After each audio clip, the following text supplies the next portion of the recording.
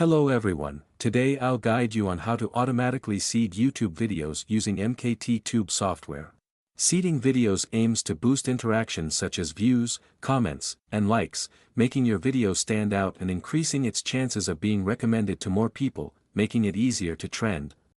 First, click on the seeding feature and select Video Seeding. Then, configure the settings to match your computer's specifications and input the link to the video you want to seed.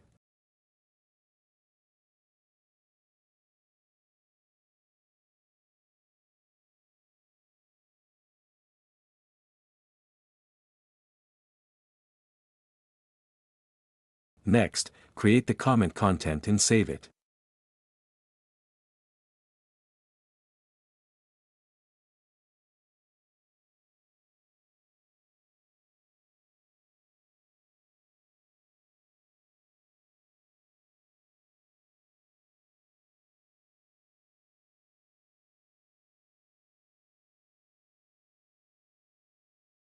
Finally, select the account category and click Start.